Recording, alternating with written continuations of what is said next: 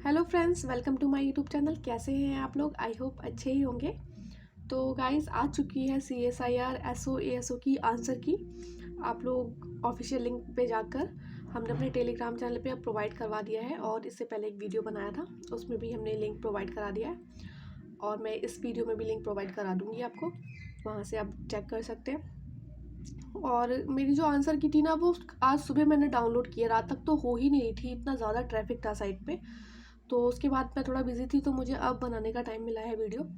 देखिए, मैं जितने भी यूट्यूब चैनल्स देखे ना, उसमें सब में यही आ रहा था कि जो कट ऑफ है ना, वो 250 प्लस जाएगी।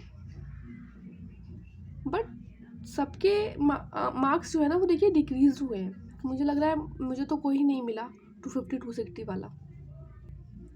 और देखिए, 2013 से हम देखिए पहले बात कर लेते हैं। हालांकि कोई कंपैरिजन नहीं है 2013 और 2023 की जो रिज़ल्ट है, बट फिर भी उसमें देखिए 2 पेपर थे, जैसे 2 स्टेजेस के मार्क्स हैं ये, 150 प्लस 150।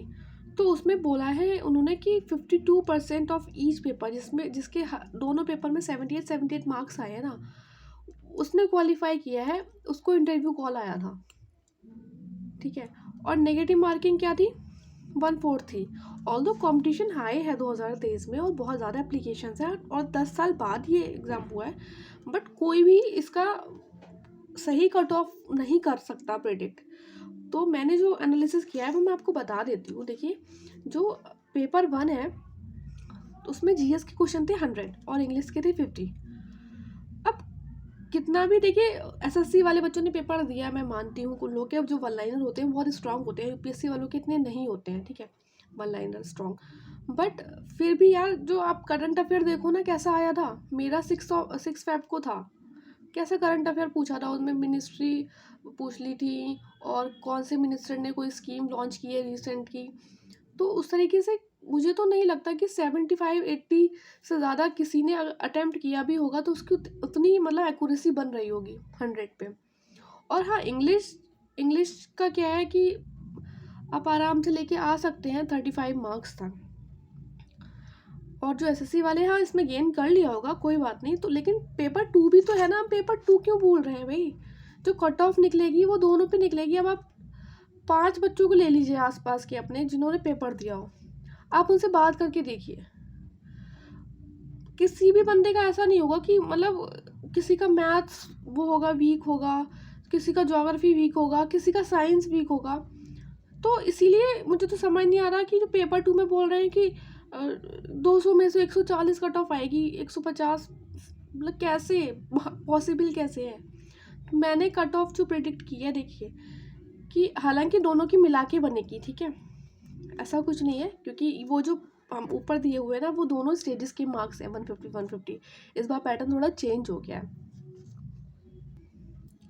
तो पेपर 1 में ना, GS में, और GS वाले और इंग्लिश वाले में कोई भी एवरेज बच्चा है उसने 80 प्लस स्कोर कर ही लिया है। और पेपर 2 में जिसको थोड़ा बहुत एथिक्स पढ़ा होगा, साइंस, जो UPSC की प्रिपरेशन भी कर रहा होगा, SSC कर रहा होगा, बैंकिंग भी कर रहा होगा, उसके 110 तक नंबर अच्छे से आ रहे हैं आफ्टर नेगेटिव हम क्यों भूल रहे हैं? और देखिए, कट ऑफ जो है ना, वो आउट ऑफ 350 250 101% ज़्यादा। अगर इस ये जो था ना, 1 स्टेज प्रोसेस होता, इसके बाद सीधे डॉक्यूमेंट वेरिफिकेशन या सिलेक्शन होता, तो जाता है इसका 250 260 कट ऑफ, ठीक है, उसमें कोई डाउट नहीं था। इसलिए आप लोग बहुत ज़्यादा ना टेंशन मत लीजिए।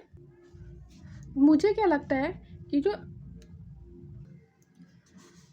देखिए, ये वो जो कट ऑफ मैंने प्रेडिक्ट किया 200 से 210 मार्क्स, ये मुझे ऐसा लगता है कि सेफ है, क्योंकि 250 260 वो तब जाता कट ऑफ भाई जब सिर्फ 1 स्टेज प्रोसेस होता है ये वो। और हम इसमें सेक्शंस क्यों भूल रहे हैं? मैथ्स है, रीजनिंग है, मैनेजमेंट है, इथिक्स है, किसी का इंग्लिश वीक होता है, अलग अलग सेक्शन है भाई इसमें। ये कोई ऐसा पेपर नहीं है कि मतलब 4 सेक्शन उठाए हैं उसी में से पेपर दिए हैं। आप देखिए ना, हर एक एरिया से क्वेश्चंस लिए गए हैं, करीब नहीं, 8 प्लस 3 प्लस 4 12 से 13 करंट अफेयर मिला के 13 से 14 जो है एरियाज हैं, उनसे लिए गए हैं क्वेश्चंस। अब बात कर लेते हैं कि मेरे स्कोर की। देखिए मेरा जो स्कोर है ना वो कम है, मैं एडमिट कर रही हूँ। बिकॉज क्या हुआ, पहले तो मैंने सोचा था कि हाँ इस एग्ज़ाम को बहुत अच्छे से पढ़ना है, तो मैंने वीडियोस वगैरह भी बनाई थी, लिंक प्रोवाइड वगैरह, मतलब मैंने देखा था, काफ़ी अच्छे से सर्च की थी चीज़ें यूट्यूब पे। बट इशू ये हो गया कि एग्ज़ाम से एक हफ्ते बाद ही जो है मेरा RO का, क्योंकि मेरा एग्ज़ाम जो पड़ा था वो पड़ा था 6 Feb को, और RO था 11 Feb को। ठीक है, मैंने सोचा वैसे भी भाई 10 साल बाद ही पेपर हो रहा है, कोई प्रिडिक्ट नहीं कर सकता, और 20 दिन बाद ही उन्होंने एग्ज़ाम ले लिया था।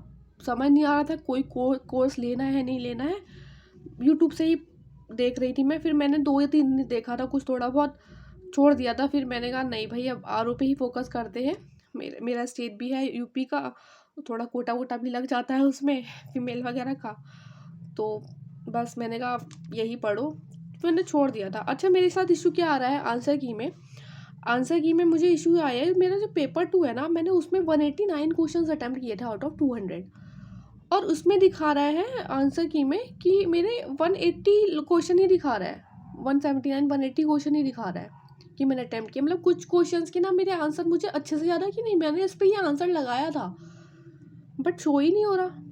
मैं देखूँगी 1-2 दिन बाद, एक कल परसों में फिर से देखती हूँ अपना जो आंसर की है डिवाइस, क्योंकि क्या है ना थोड़ा टाइम लग रहा था इसमें।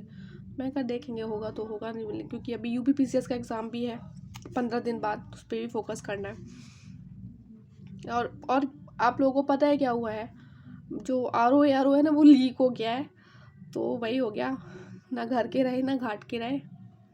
अभी मेरे एक फ्रेंड का मैसेज आया मुझे आज, तो उन्होंने जो है हरियाणा PCS का मेंस वगैरह दिया था, लास्ट टाइम इंटरव्यू दिया था, तो उनका मानना था कि मुझे हरियाणा PCS देना चाहिए। मैंने फॉर्म भी फिल किया था क्योंकि उसी दिन हरियाणा PCS पड़ गया था। मैंने कहा नहीं नहीं मैं तो RO ही दूंगी भाई, मैं नहीं दूंगी हरियाणा PCS। और उनका मैसेज आया, मतलब जले पे नमक छिड़क रहे हैं लोग, बताओ कि RO लीक हो गया है क्या। मैंने भाई जले पे नमक मत छिड़को। तो ये आ रहा है मेरा स्कोर 201, पेपर 1 में 88, पेपर 2 में 113। ये वाले क्वेश्चन हटा के जो अब जो भी 809 क्वेश्चन जिनके मुझे आंसर उसमें मतलब नहीं दिख रहे हैं कि मैंने अटैम्प्ट, मुझे अच्छे से याद है भाई मैंने अटैम्प्ट किए हैं। ठीक है, तो देखिए मेरा पेपर 1 में इशू ये हुआ है कि मेरा पेपर में इंग्लिश में थोड़ा सा कम रह गया है, उसमें ना मैं 7 से 8 क्वेश्चन मेरे थोड़े और ज़्यादा हो जाते तो वो अच्छा हो जाता। ठीक है, तो 201 नंबर आ रहा है।